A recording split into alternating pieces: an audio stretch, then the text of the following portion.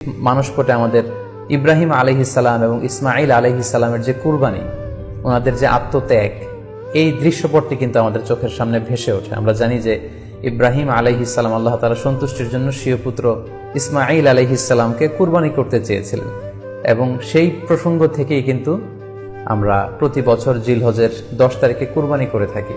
এবং এই দৃশ্যটি আল্লাহ তাআলার কাছে এতই ভালো লেগেছিল, এই আত্মত্যাগের দৃশ্যকে আল্লাহ তাআলা স্মরণীয় করে রাখবার জন্য কিয়ামত পর্যন্ত সব বিশ্বাসীদের জন্য এই জিলহজের একই টাইমে, জিলহজের 10 তারিখে কুরবানি করাটাকে আল্লাহ তাআলা আমাদের উপর অবধারিত করে দিয়েছেন। এই বিষয়টি সূরাতুস সাফফাতের 105 নম্বর আয়াতে আল্লাহ তাআলা এভাবে ইরশাদ করছেন, ফালাম্মা বালাগা মাআহু সা'য়া ক্বালা ইয়া বুনাইয়া ইন্নী আরা ফিল মানামি আন্নী আযবাহুক ফানজুর মাযা তারা।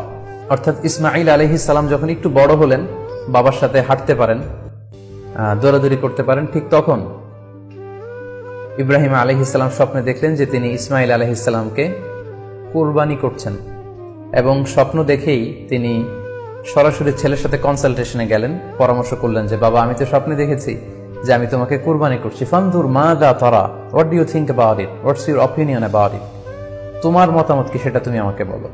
তখন সাইয়েদনা ইসমাঈল আলাইহিস সালাম অত্যন্ত সাহসিকতার সাথে বলিষ্ঠ একটি জবাব দিয়েছিলেন, সেটাও আল্লাহ তাআলা কোরআনে সরাসরি কোট করেছেন। তিনি বলেছিলেন, ক্বালা ইয়া আবাতি ফাআল মা তু'মার সাতাজিদুনি ইনশাআল্লাহু মিনাস সাবিরিন। অর্থাৎ, হে আমার সম্মানিত পিতা, আপনি যেমনটি স্বপ্নে দেখেছেন, আল্লাহ তাআলা আপনাকে যেমন আদেশ করেছে আপনি ঠিক তেমনটিই করুন, আপনি ভয় পাবেন না, ইনশাআল্লাহ আপনি আমাকে ধৈর্যশীলদের অন্তর্ভুক্ত পাবেন। একটু কি কল্পনা করা যায় যে সাইয়েদনা ইসমাঈল আলাইহিস সালাম ছোট্ট শিশু, তিনি যখন শুনলেন যে বাবা তাকে কুরবানি করবে, জবাই করবে, তার প্রত্যুত্তরে তিনি বলেছিলেন, বাবা, আমি ভয় পাচ্ছি না, আমি আপনাকে নিয়ে চিন্তিত, আপনি ভয় পাবেন না, বরং আপনি যা আদিষ্ট হয়েছেন আপনি তাই করেন। কারণ নবীরা যখন স্বপ্নে কিছু দেখে, সেটা সাধারণ মানুষের মতো স্বপ্ন নয়, সেটা ওহী, সেটা আল্লাহর পক্ষ থেকে আদেশ। তো আপনি আমাকে ধৈর্যশীল পাবেন, আপনি ভয় পাবেন না।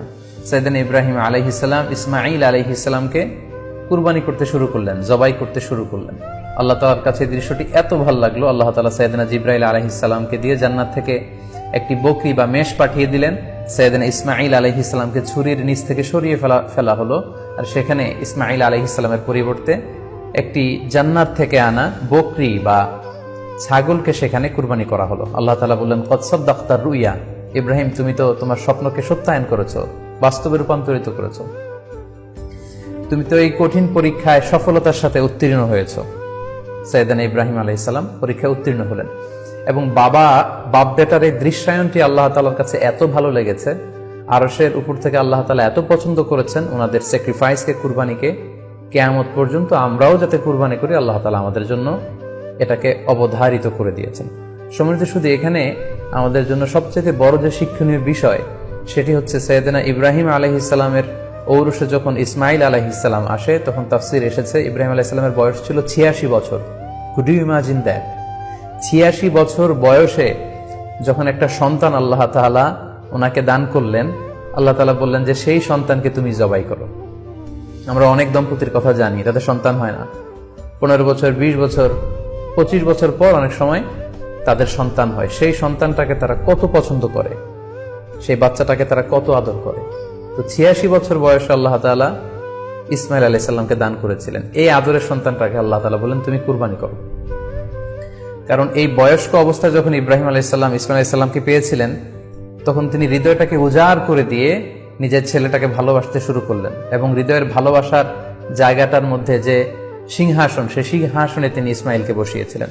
আল্লাহ তাআলা চেয়েছিলেন যে ইসমাঈলকে সেখান থেকে সরিয়ে ওই ভালোবাসার সিংহাসনের জায়গাটাতে তুমি যেন আল্লাহ তাআলাকে স্থান দাও, এবং সেই পরীক্ষাটাই তিনি বেসিক্যালি সাইয়েদনা ইব্রাহিম আলাইহিস সালামের কাছ থেকে করেছিলেন, এবং সেই পরীক্ষায় সাইয়েদনা ইব্রাহিম আলাইহিস সালাম সফলতার সাথে উত্তীর্ণ হয়েছিলেন।